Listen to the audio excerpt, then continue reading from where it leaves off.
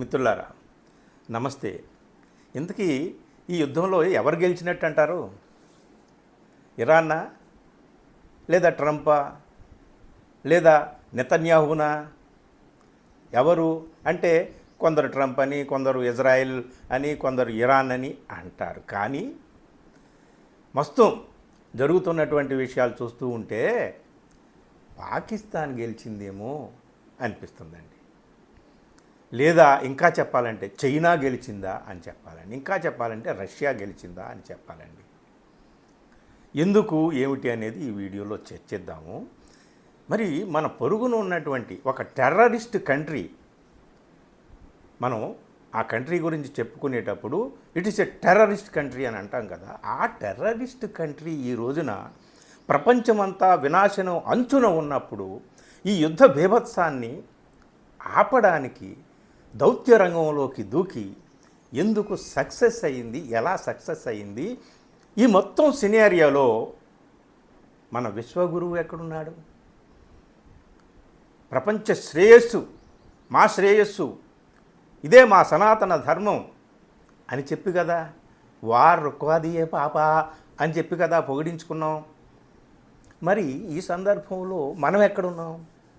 అసలు యుద్ధం ఆగిందా?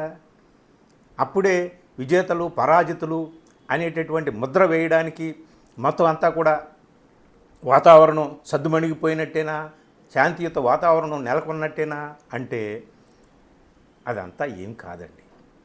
ఈ యుద్ధం ఇప్పట్లో ఆగేలా లేదు. ఎందుకంటే ఒకరి మీద ఒకరికి నమ్మకం లేదు. నమ్మకం లేనప్పుడే శత్రుత్వాలు వస్తాయి. శత్రుత్వాలు వచ్చినప్పుడే పగ కక్ష రగులుతూ ఉంటుంది. అప్పుడే యుద్ధం జరుగుతూ ఉంటుంది. ట్రంప్ ఎన్ని మాటలు మార్చాడో, ఎన్ని వ్యూహాలు పన్నాడో, ఎన్ని స్కెచ్లు వేశాడో, ఎంత మాస్టర్ ప్లాన్ రచించాడో మనకందరికీ తెలుసు.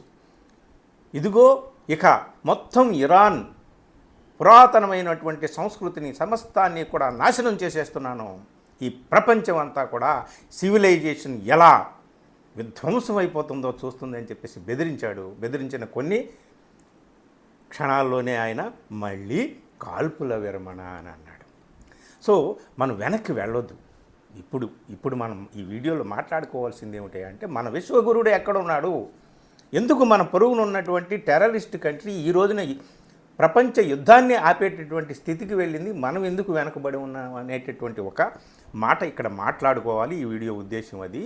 కాకపోతే ఈ యుద్ధం ఎక్కడికి వచ్చి ఆగింది అనేది, నిజంగా ఆగిందా, నిజంగా విరామం పాటించారా అంటే ట్రంప్ అయితే ఇక యుద్ధం ఆగిపోయినట్టే అని చెప్పేసి నిన్న డ్యాన్స్ చేసండి. ఇలాగే మీరు చూడండి, ట్రంప్ డ్యాన్స్ అని ముసలిని అక్కడ డ్యాన్స్ చేసినట్టు ఇలా డ్యాన్స్ చేశాడు.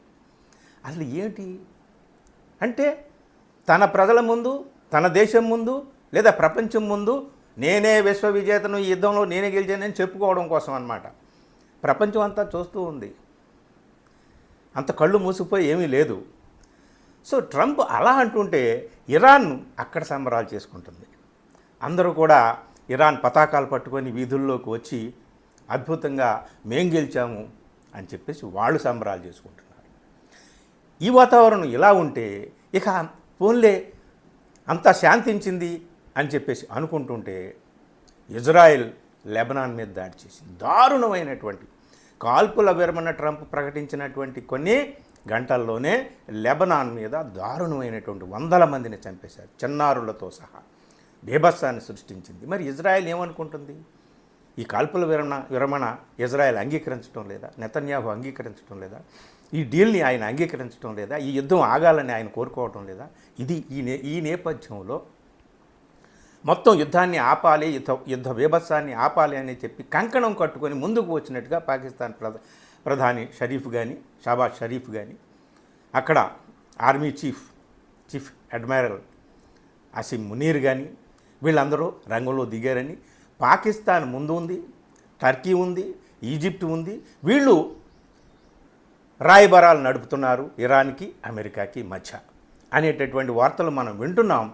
ఇప్పుడు ట్రంప్ ఇరాన్ పెట్టినటువంటి 10 సూత్రాలని 10 పాయింట్లని అంగీకరించినట్టుగా ఆయన సూత్రప్రాయంగా మనకి తెలియచేశాడు.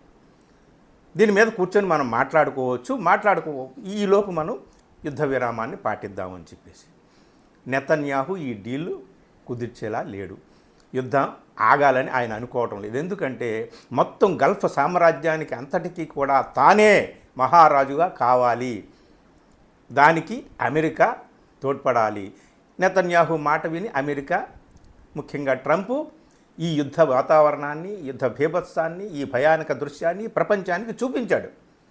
ఇప్పుడు నెమ్మదిగా ట్రంప్కి అర్థమవుతుంది, సర్వభ్రష్టత్వం అనేటటువంటిది ఏంటో అర్థమవుతుంది. ట్రంప్కి మొత్తం కోల్పోయేదంతా అమెరికానే అని చెప్పేసి అర్థమవుతుంది. రేపొద్దున నష్టపరిహారం చెల్లించాలి అంటే ఇరాన్కి తానే చెల్లించాలి. ఏ హార్మోజ్ జలసంధిని ఓపెన్ చేయించాలి, అది మా లక్ష్యం అని అన్నారో ఆ హార్మోజ్ జలసంధి మా కంట్రోల్లోనే ఉండాలనేటటువంటి పాయింట్ ఒకటి ఉంది. ఇప్పుడు 10 పాయింట్ల చార్ట్ ఏదైతే ఇరాన్ ట్రంప్ ముందు ఉంచిందో అందులో కీలకమైంది హార్మోజ్. దాని మీద మా కంట్రోలే ఉండాలి. కంట్రోల్ ఉంటే దాదాపు $90 బిలియన్ ఆదాయం దాని మీద ఇరాన్కి వస్తుందని, ఇరాన్ మీద విధించినటువంటి అమెరికా విధించినటువంటి అన్ని కండిషన్స్, అన్ని షరతులు, అన్ని ఆంక్షలు ఎత్తివేయాలని చెప్పేసి అదొకటి. ఎత్తివేస్తే ఇంకా కొన్ని $100 బిలియన్ల ఆదాయం పెరిగిపోతుంది. ఇప్పుడు ఓవరాల్గా ప్రపంచ నిపుణులందరూ చెబుతున్నది ఏమిటా అంటే ఇరాన్ దగ్గర ఇప్పుడు ట్రంప్ తల వంచాడు. ఆ 10 పాయింట్లలో చాలా కొన్ని కీలకమైన పాయింట్లు అంగీకరించిన ఇరాన్ సౌదీ అరేబియా కంటే ఆదాయంలో, జీడిపిలో ఇంకా మించిపోతుంది. ఇరాన్ కొంతమంది వ్యక్తుల్ని కోల్పోయింది, ముఖ్యమైన నేతల్ని కోల్పోయింది, చాలా ఆస్తి నష్టం జరిగింది. కానీ ఇప్పుడు ఈ ఒప్పందం ద్వారా ఇరాన్కి కలిగేటటువంటి లాభం అనంతం. వాళ్ళు కొద్ది రోజుల్లోనే మళ్ళీ పునరుజ్జీవం అంటే మొత్తం రెజువనేట్ అయిపోతారనమాట కొద్ది రోజుల్లోనే. సో ఈ ఓవరాల్గా ట్రంప్ అక్కడ నేతృత్వాన్ని మార్చాలి, అక్కడ నాయకత్వాన్ని మార్చాలి అని అన్నాడు. మార్చేసాము, ఇప్పుడు చాలా డెమోక్రటిక్ నాయకత్వం వచ్చింది. ఏమన్నాడు? హైతల్లా ఖమేనీ కొడుకే కదా ముస్తాబా ఖమేనీ, ఆయనే కదా వచ్చాడు, ఆయన లొంగలేదు కదా ట్రంప్ ముందు. ఐఆర్జీసీని ధ్వంసం చేసేస్తామన్నారు. ఇప్పుడు ఐఆర్జీసీ కంట్రోల్లోకి వచ్చేసింది హార్మోజ్. సో ఈ మొత్తం ఓవరాల్గా సిచ్యువేషన్లో యుద్ధం ట్రంప్ నిజంగా ఆపుతాడా, కొన్ని రోజులు విరామం తీసుకొని అప్పుడు మళ్ళీ వేస్తాడా అనేటటువంటిది, అది అలా ఉంచితే నెతన్యాహు ఇది జరగనివ్వడు. అది అలా ఉంచితే ఓవరాల్గా ప్రపంచం అంతా ఊపిరి పీల్చుకుంటున్నట్టుగా ఉంది. ఈ మొత్తం సినారియోలో పాకిస్తాన్ని అందరూ కూడా, అన్ని దేశాలు కూడా పాక్ దౌత్యం పట్ల చాలా ప్రశంసనీయమైన వాక్యాలు కురిపిస్తున్నారండి. పాకిస్తాన్ మీద, పాక్ ప్రధాని మీద, పాక్ సైన్యాధ్యక్షుడి మీద, ఆసిమ్ మునీర్ మీద.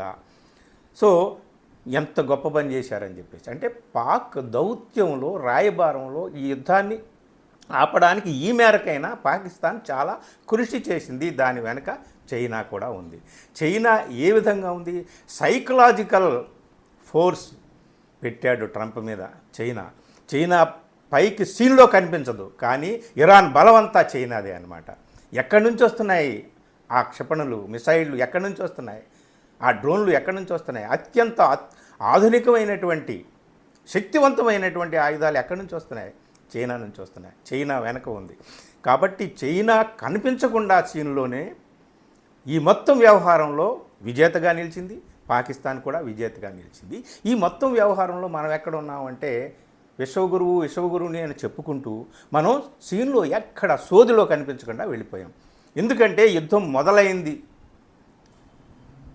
40 రోజులు ఇంచుమించు అయిపోయింది, ఫిబ్రవరి 28 అనుకోండి. సో మొదలైన దగ్గర నుంచి ఇరాన్ ముఖ్య నేతల్ని చంపివేసినప్పుడు మనం సానుభూతి తెలపలేదు. ఇరాన్లో చిన్న పిల్లల్ని చంపేసినప్పుడు కూడా మనం సానుభూతి తెలపలేదు, అయ్యో అని అనలేదు. ఇదేమిటి అని ట్రంప్ని అడగలేదు. ఏమిటి ఈ విధ్వంసం, దీన్ని ఆపండి అని చెప్పి 56 అంగుళాల ఛాతీని బాదుకుంటూ మన ఆవేదన వ్యక్తం చేయలేదు. కనీసం ఇరాన్ నౌక మన దేశంలోకి వచ్చి మన నౌకా విన్యాసాల్లో పాల్గొని తిరిగి వెళ్తుంటుంటే ఆ నౌకను ట్రంప్ కూల్చేస్తే, అమెరికా కూల్చేస్తే, కాల్చేస్తే, దాదాపు 150 మందిని చంపేస్తే, మన అతిథిగా వచ్చిన వాళ్ళని ఇలా చేస్తే, అయ్యా మా అతిథిని ఎలా చేశారని కూడా మనం అడగలేదు. ఓవరాల్గా అటు ఇజ్రాయెల్తోనో లేదా ఇంకా మరో గల్ఫ్ కంట్రీస్తోనో మనం సంబంధాలు నిలుపుకోవడానికి ఆతృత పడ్డాం. కానీ ఈ మొత్తం యుద్ధ వాతావరణంలో వచ్చినటువంటి మంచి సదవకాశం, భారతదేశానికి చిక్కినటువంటి సదవకాశాన్ని చేజార్చుకున్నాం. ఆ సదవకాశం ఏంటి అంటే దౌత్య సంబంధాన్ని మెరుగుపరుచుకొని ఈ యుద్ధం వద్దు, శాంతి కావాలని చెప్పి రంగంలోకి దిగి అటు మాట్లాడి ఇటు మాట్లాడి కొంత సయోధ్య కుదిర్చేటటువంటి చాకచక్యాన్ని ప్రదర్శించాల్సినటువంటి అద్భుతమైనటువంటి ఘట్టం మన ముందు ఆవిష్కృతమైతే దాన్ని చేతులారా వదిలేసుకున్నాం. దాన్ని అందిపుచ్చుకున్నాడు మన పొరుగు దేశం. ఏదో పాకిస్తాన్ డ్యామ్ డూమ్ అని మనం అనొచ్చు, కానీ ఈ చిన్న అవకాశాన్ని వాడు అందిపుచ్చుకున్నాడు. మనకు చిక్కిన అతిపెద్ద అవకాశాన్ని మనం చేజార్చుకున్నాం. అందుకనే మిత్రులారా, విశ్వగురు విశ్వగురు విశ్వగురు అని చెప్పేసి ఖాళీ మాటలు చెప్పి నినాదాలు చెప్పి ఏవేవో అంటే కుదరదు. ఇలాంటి సందర్భాల్లోనే నీ దౌత్యపరమైనటువంటి శక్తి ఏమిటి, నీ నీతి ఏమిటి, నీ రాజనీతి ఏమిటి, ప్రపంచ దేశాలతో నీ సంబంధాలు ఏమిటి, నువ్వు ఎక్కడ నిలబడ్డావు, యుద్ధమా శాంత అనే దగ్గర నువ్వు ఎక్కడ నిలబడ్డావు, నీ స్టాండ్ ఏంటి, అది కదా అర్థమవుతుంది. ఈ మొత్తం సినారియోలో మనం సోదిలో లేకుండా వెళ్ళిపోయాము. విశ్వగురువు అని చెప్పుకోవడానికి అవకాశం లేకుండా కూడా అయిపోయింది. ఈ సిచ్యువేషన్ని చేతుల్లోకి తీసేసుకుంది పాకిస్తాన్ అన్నమాట. అది మిత్రులారా, కనీసం ఈ గుణపాఠంతోనైనా ముందైనా సరే మాటల్ని కట్టిపెట్టి చేతల్లోనైనా సరే శాంతి వైపు నిలబడి ఉందాము, మన అలీన విధానాన్ని కాపాడుకుందాం అనేటటువంటి కృతనిశ్చయంతో మన ప్రభుత్వాలు పాలకులు ఉంటే మంచిది. లేకపోతే భారతదేశం ఆ చరిత్ర, ఆ ఘనత అంతా ఎటో కొట్టుకుపోతుందన్నమాట. Thank you. వీడియో నచ్చితే మిత్రులకు షేర్ చేయండి. ఇంకా నా ఛానల్ని సబ్స్క్రైబ్ చేసుకోకపోతే తప్పనిసరిగా సబ్స్క్రైబ్ చేసుకోండి. Thank you.